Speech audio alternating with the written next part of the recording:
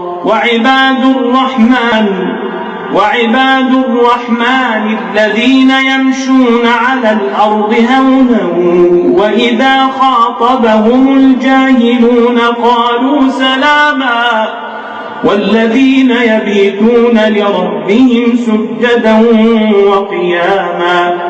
والذين يقولون ربنا اصرف عنا عذاب جهنم إن عذابها كان غراما إنها ساءت مستقرا ومقاما والذين إذا أنفقوا لم يسرفوا ولم يقتروا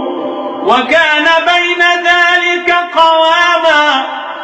والذين لا يدعون مع الله إلها آخر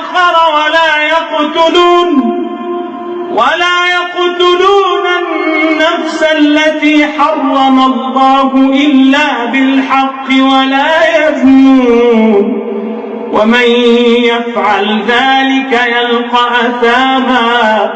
يضاعف له العذاب يوم القيامة ويخلد فيه مهانا إلا من تاب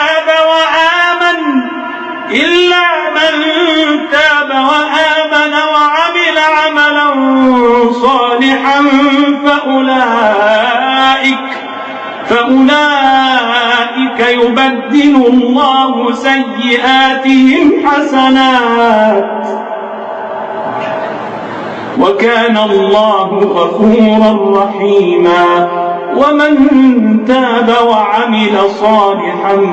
فإنه يتوب إلى الله متابا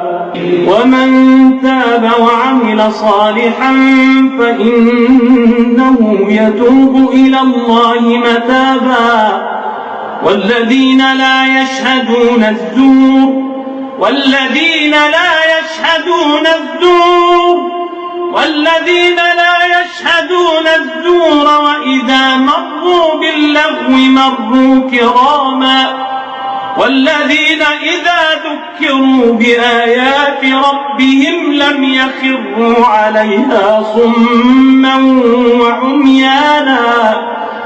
والذين يقولون ربنا هب لنا من أزواجنا وذرياتنا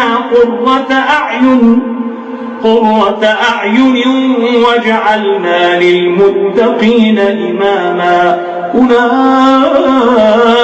يجزون الغرفة بما صبروا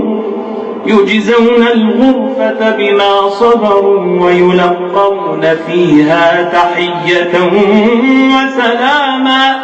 خالدين فيها حسنت مستقرا ومقاما